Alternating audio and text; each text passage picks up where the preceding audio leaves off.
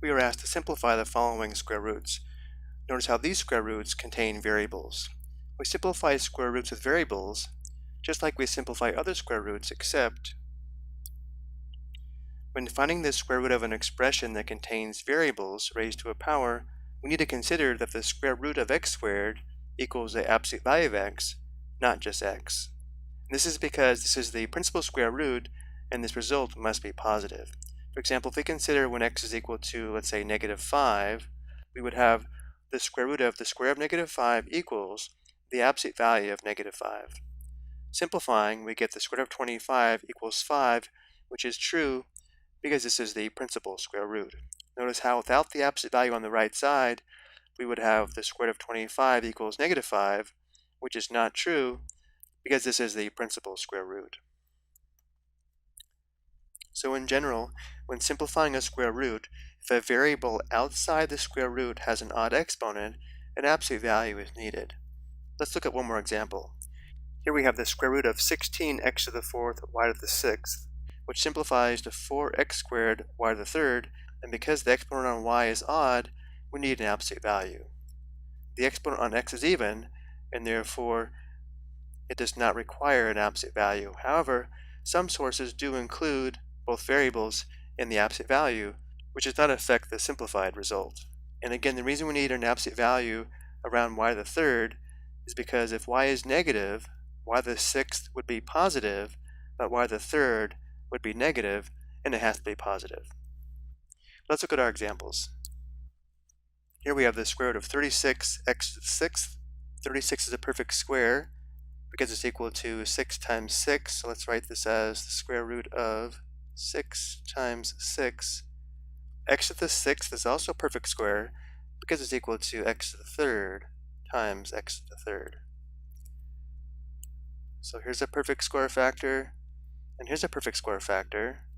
Let's write this as the square root of 6 squared times x to the third squared, which we can write as the square root of 6 squared times the square root of x to the third squared. The square root of 6 squared simplifies to 1 factor of 6.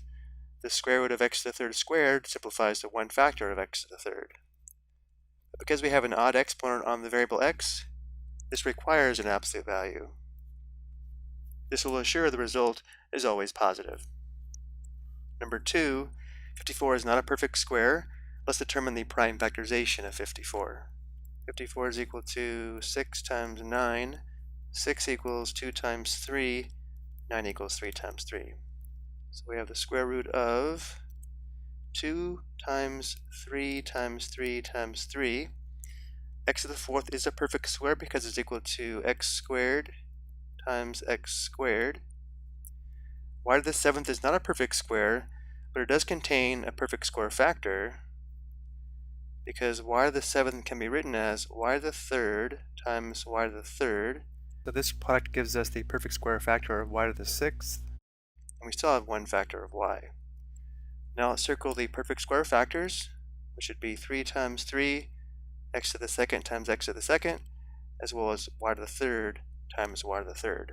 Let's go ahead and write this again, changing the order of multiplication and using exponents. Let's write this as 3 squared times x to the second squared times y to the third squared times 2 times 3 times y. And now we'll write this as a product of 1, 2, 3, 4 different square roots. This is equal to the square root of 3 squared times the square root of x to the second squared times the square root of y to the third squared times the square root of 2 times 3 times y. Simplifying, here we get 1 factor of 3, here we get 1 factor of x squared, here we get 1 factor of y cubed, and then we still have times the square root of 6y. The exponent on y is odd, and therefore this requires an absolute value. After doing this a while, we can probably go from this step here to the simplified square root, but for these 3 examples, I do want to show detailed steps.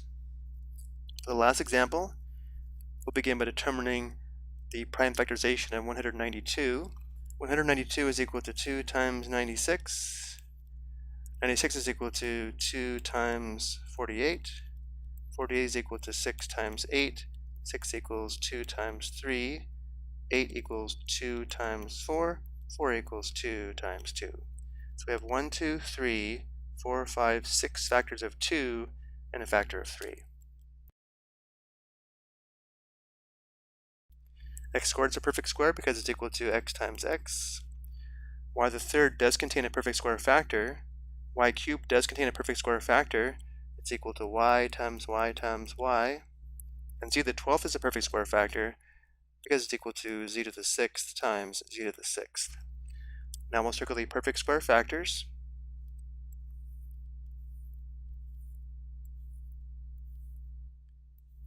For this example, let's skip the extra steps and go straight to the simplified square root.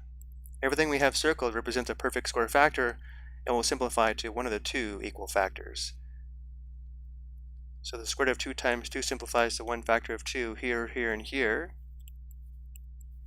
The square root of x times x simplifies to one factor of x. The square root of y times y simplifies to one factor of y. And the square root of z to the 6th times z to the 6th simplifies to one factor of z to the 6th. And we're left with the square root of 3 times y, or 3y. Simplifying one last time, 2 times 2 times 2 is 8, and therefore this simplifies to 8x, y, z to the 6th times the square root of 3y.